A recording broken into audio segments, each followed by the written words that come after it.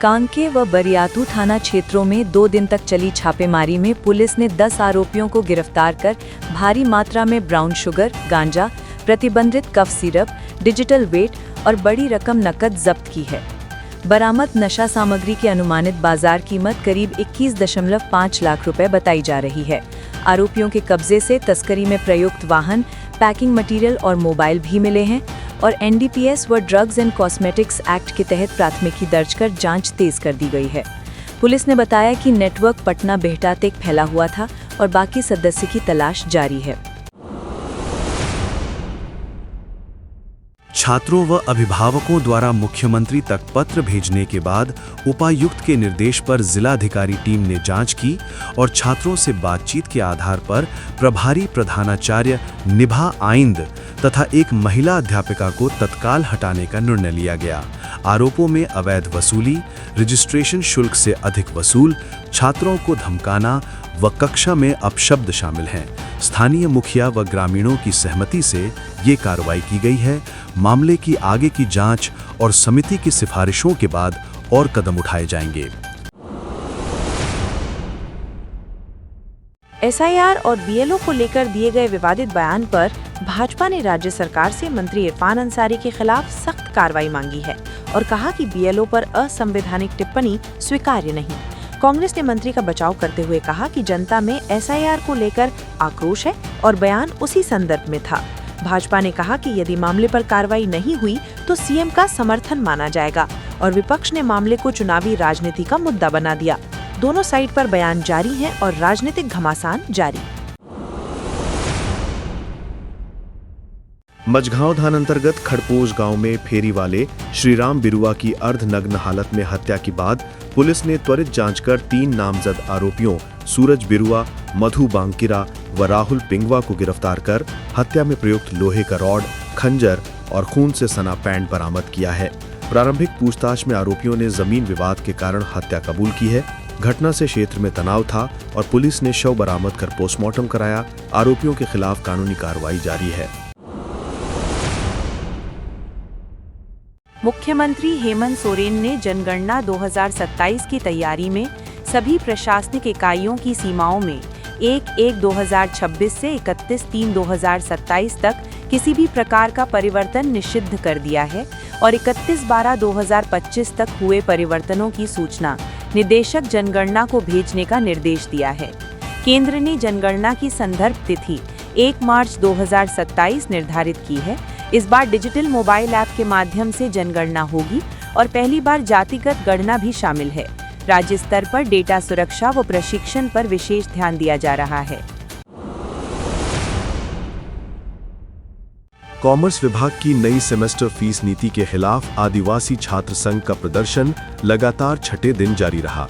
प्रदर्शन के दौरान एक छात्र की तबीयत बिगड़ने पर साथी छात्रों ने उसे अस्पताल पहुंचाया और छात्रों ने कहा कि प्रशासन वार्ता के लिए आगे नहीं आया। छात्र संगठन ने कहा कि फीस नीति गरीब व आदिवासी छात्रों के खिलाफ है और जब तक नीति वापस नहीं होती आंदोलन जारी रहेगा। विश्वविद्यालय प्रशासन पर चिकित्सा व आपात सेवाओं की कमी का आरोप भी लगाया गया है। वन विभाग ने बढ़ते हाथी मानव टकराव को देखते हुए हमर हाथी 2.0 मोबाइल ऐप तैयार किया है, जो 20 किलोमीटर के दायरे में हाथियों की मूवमेंट दिखाएगा और 5 किलोमीटर के भीतर पहुंचते ही ऑटो कॉल या नोटिफिकेशन भेजकर लोगों को सतर्क करेगा। ऐप में अलार्म सिस्टम व DFO नियंत्रण सुविधाएं भी हैं। ग्रामीण क्षेत्रों में लोगों के मोबाइल पर ऐप इंस्टॉल कराए जा रहे हैं और परीक्षण के बाद अलार्म नेटवर्क व संदेश प्रणाली का विस्तार किया जाएगा ताकि नुकसान कम किया जा सके।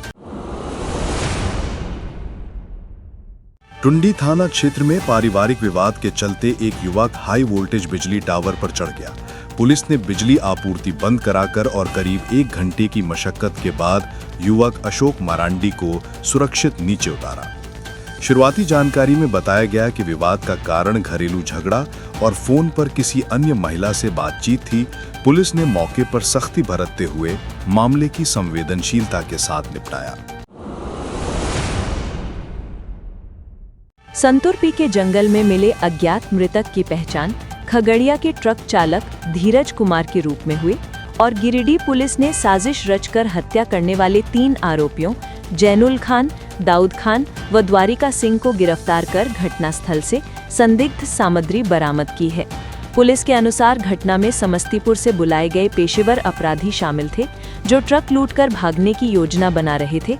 बाकी साथी अभियुक्तों की गिरफ्तारी के लिए छापेमारी जारी है। 21 से चल रहे सेवा सप्ताह के दौरान राज्य भर से अब तक 2,40,000 से अधिक आवेदन प्राप्त हुए हैं, जिनमें 72,143 का निष्पादन हुआ है।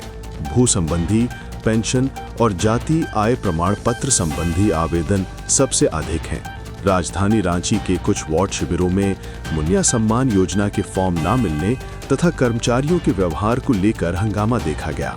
स्थानीय लोग और महिलाएं बार बार आवेदन के लिए भटकने की शिकायत कर रहे हैं और प्रशासन ने स्पष्ट निर्देश जारी करने का आश्वासन दिया है। बरवाद ही क्षेत्र में एक व्यक्ति ने कथित रूप से अपनी दूसरी शादी की योजना के चलते 20 दिन के नवजात को कफ सिरप में जहर मिलाकर पिला दिया। मां को शक होने पर बच्चा अस्पताल ले जाया गया, जहां उसकी जान बच गई। मां ने पुलिस को बयान दिया कि पति का दूसरी महिला से संबंध है और वो बच्चे को रास्ते से हटाना चाहता था। पुलिस बयान दर्ज कर मामले की जांच लातेहार पुलिस को भेज रही है। अड़की प्रखंड के हुड़ुआ बाजार में बड़ी संख्या में आदिवासी जुटे और JEMCL द्वारा प्रस्तावित स्वर्ण खनन के खिलाफ तीखा विरोध जताया। ग्रामीणों ने आरोप लगाया कि कंपनी बिना अनुमति के गांवों और जंगलों से नमूने एकत्र कर रही है। लोगों का कहना है कि खनन से विस्थापन, बीमारियां और पर्यावरण संकट बढ़ेगा और यह क्षेत्र 5वीं अनुसूची व खुंट कटी परंपरा के तहत संरक्षित है। ग्राम सभा ने पहले ही प्रस्ताव को खारिज कर दिया था। बसिया थाना क्षेत्र के अंबाटोली गांव ने लापता बच्ची का शव आरोपी शशि पहान के घर के बक्से से बरामद होने के बाद पुलिस ने उसे गिरफ्तार कर लिया। खुलासे के बाद आरोपी मौके से भागा था, लेकिन खोजबीन में पकड़ा गया। परिजनों ने आरोप लगाया कि आरोपी पहले बच्ची की मां से बदसलूकी कर चुका था और प्रतिशोध में उसने वारदात को अंजाम दिया। पुलिस ने शव पोस्टमार्टम भेजकर मामले की जांच तेज कर दी है। MGM और राज्य के अन्य मेडिकल कॉलेजों में रजिस्ट्रेशन, भर्ती, दवा और इलाज सहित सभी सेवाओं को अब QR कोड स्कैनिंग से जोड़ा जा रहा है और मरीज की हर गतिविधि स्वास्थ्य विभाग के पोर्टल पर दर्ज होगी। इसकी शुरुआत रांची के सदर अस्पताल से हुई है। मरीज मोबाइल ऐप डाउनलोड करके रजिस्ट्रेशन करेगा, विभागीय नंबर और दवा आदेश QR में आएंगे और फार्मेसी या वार्ड में स्कैन कर दवा व बेड अलॉटमेंट किया जाएगा। पूरी प्रक्रिया एक सॉफ्टवेयर के माध्यम से संचालित होगी, जिससे इलाज की टाइमलाइन, दवाइयों की डोजिंग और डिस्चार्ज तक का रिकॉर्ड उपलब्ध रहेगा। सरकार का कहना है कि इससे पारदर्शिता बढ़ेगी और मेडिकल त्रुटियां घटेंगी। जमशेदपुर में आपातकालीन सेवा डायल 112 को उन्नत करने की योजना है, जिसमें कॉल के साथ साथ टेक्स्ट, लोकेशन और मल्टीमीडिया रिपोर्टिंग की सुविधा दी जाएगी और कंट्रोल रूम को स्पीच टू टेक्स्ट तथा कॉलर लोकेशन ट्रैकिंग जैसी क्षमताएं मिलेंगी। नया सिस्टम कॉलर के जेंडर की पहचान कर महिलाओं व बुजुर्गों से जुड़ी शिकायतों को प्राथमिकता देगा तथा दूर दराज इलाके से आने वाली कॉल्स पर GPS आधारित स्वतः लोकेशन कैप्चर से त्वरित प्रतिक्रिया संभव होगी। सिटी SP के अनुसार ये अपग्रेड रिस्पॉन्स टाइम घटाएगा और ऑपरेटरों का काम आसान करेगा। पायलट रन रांची से शुरू होगा और बाद में शहर में लागू होगा। अरगोड़ा चौक के समीप लीकर बार में किन्नरों के साथ डांस के दौरान हुई मारपीट और सड़क जाम के बाद उत्पाद विभाग ने मैदान पर जाकर जांच की और बार को सील कर दिया। बार मालिक वीरेंद्र साहू से जवाब मांगने के लिए नोटिस जारी हुआ है। 5 लगे CCTV फुटेज में किन्नरों से नचवाने और ग्राहकों के सामने शराब सर्व करने के दावे सामने आए हैं। वहीं विवाद के दौरान किन्नरों और पुलिस के बीच भी तनाव देखा गया। जांच में कई नियम उल्लंघन और सुरक्षा से जुड़ी कमियां मिली हैं। विभाग ने 3 दिनों में जवाब मांगा है और आगे की कार्यवाही रिपोर्ट के आधार पर होगी। संतुरपी के पास जंगल में मिली मृतक की पहचान खगड़िया के धीरज कुमार के रूप में हुई।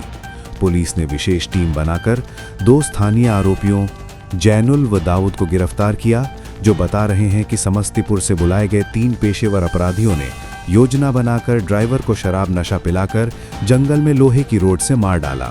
गिरफ्तारियों से लूटा गया ट्रक जीपीएस, हत्या में प्रयुक्त रॉड और अन्य साक्ष्य बरामद हुए हैं। फरार बाकी आरोपियों की तलाश जारी है और पुलिस संपूर्ण गिरोह का पर्दाफाश करने का दावा कर रही है। टाटानगर स्टेशन के बाहर खड़े एक सीएनजी ऑटो में अचानक आग लगने और 2 तेज धमाकों की आवाज से इलाके में अफरा तफरी मची। चालक और यात्री समय रहते सुरक्षित हो गए और दमकल व सुरक्षा बलों ने आग बुझाकर जान माल बचाया। प्रारंभिक जांच में तकनीकी खराबी की आशंका जताई जा रही है, जबकि रेलवे, पुलिस और दमकल विभाग कारणों की विस्तृत छानबीन कर रहे हैं। पिछले दिनों हुई समान घटनाओं के संदर्भ में सुरक्षा व्यवस्था पर भी सवाल उठ रहे हैं। झारखंड के शराब घोटाले की जांच में एसीबी ने पूर्वी सिंहभूम उपायुक्त व पूर्व उत्पाद आयुक्त कर्ण सत्यार्थी से विस्तृत पूछताछ की और प्लेसमेंट एजेंसियों, फर्जी बैंक गारंटी और विभागीय कार्रवाइयों पर उनके दृष्टिकोण और दस्तावेज मांगे। मामले में पहले से कई वरिष्ठ उत्पाद विभाग के अधिकारियों की पूछताछ व गिरफ्तारियां हुई हैं। एसीबी का फोकस ये जांचना है कि किन कारणों से अनियमितताओं पर समुचित सत्यापन व कार्रवाई नहीं हुई। जांच अभी जारी है और आगे के कदम एसीबी की फीडबैक पर तय होंगे।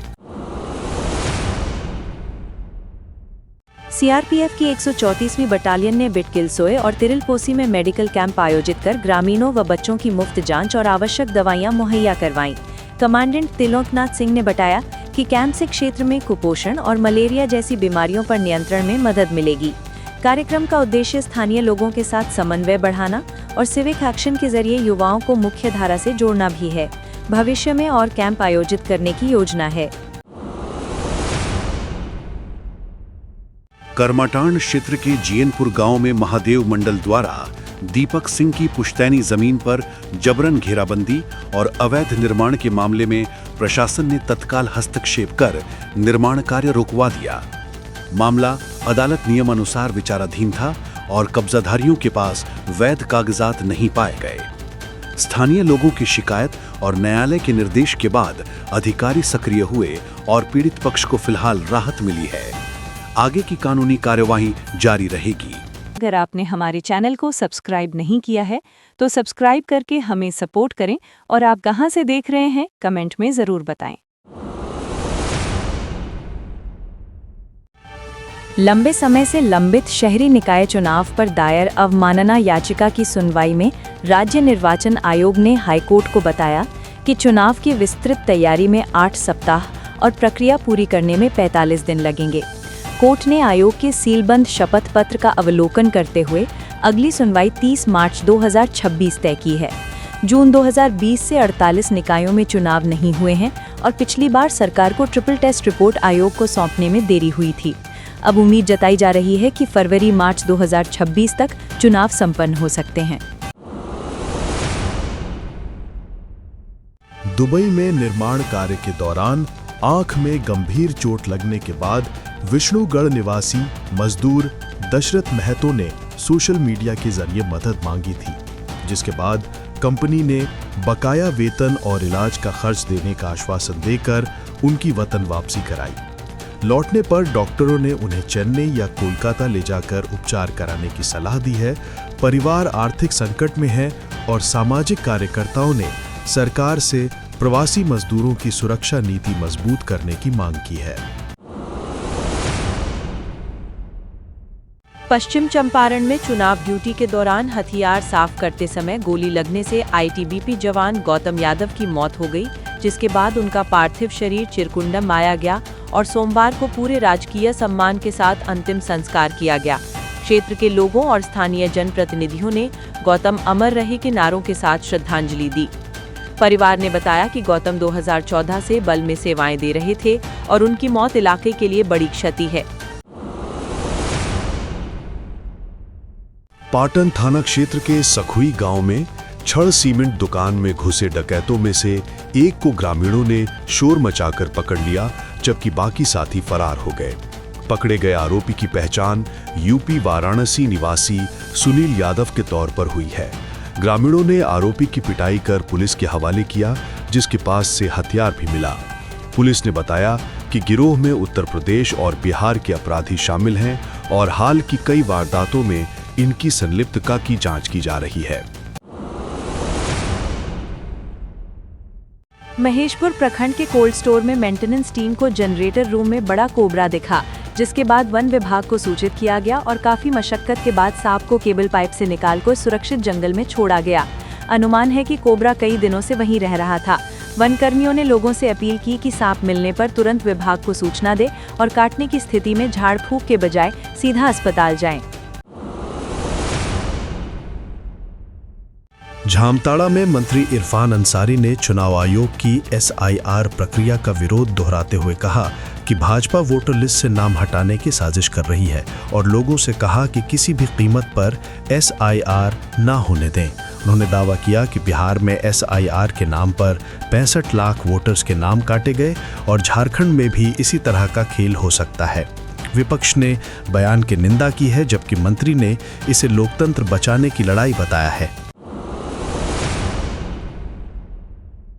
बिरनी थाना क्षेत्र के गादी गांव में सोमवार सुबह हाथियों के झुंड ने 2 ग्रामीणों शांति देवी और बोधी पंडित को कुचलकर मार डाला, जबकि सुदामा देवी गंभीर रूप से घायल हुईं। घटना से इलाके में दहशत फैल गई है। वन विभाग और पुलिस मौके पर पहुंची और प्राथमिक मुआवजा दिया गया। वहीं ग्रामीणों ने हाथियों को जल्द हटाने और सुरक्षा बढ़ाने की मांग की है। DFO ने टीम को झुंड को सुरक्षित क्षेत्र की ओर ले जाने के लिए लगाया है। अखिल भारतीय कांग्रेस कमेटी के निर्देश पर झारखंड प्रदेश कांग्रेस 26 नवंबर को पुराना विधानसभा सभागार में संविधान बचाओ दिवस मनाने जा रही है। कार्यक्रम में प्रदेश के वरिष्ठ नेता और कई जिला पदाधिकारी शामिल होंगे। आयोजन की शुरुआत बाबा साहेब अम्बेडकर और डॉक्टर राजेंद्र प्रसाद की प्रतिमाओं पर पुष्पांजलि से होगी और इसके बाद संविधान पर संगोष्ठी आयोजित की जाएगी। पार्टी ने व्यापक प्रचार और जिला स्तरीय समन्वय के निर्देश दिए हैं। पूर्व मुख्यमंत्री चंपाई सोरेन ने सोशल मीडिया पर कहा कि हावड़ा से सटे इलाकों में बड़ी संख्या में बांग्लादेशी घुसपैठियों के होने के दावे के बाद NIR प्रक्रिया के दौरान करोड़ों नाम वोटर लिस्ट से काटे जा सकते हैं और ये प्रक्रिया जनता के बीच बड़ी हलचल पैदा करेगी। राजनीतिक दल NIR को लेकर सक्रिय हैं और राज्य में जब ये लागू होगा तब इसे लेकर तीखी राजनीतिक बहस और विवाद उत्पन्न होने की संभावना है। आप देख रहे हैं झारखंड तक 24, आपका अपना चैनल।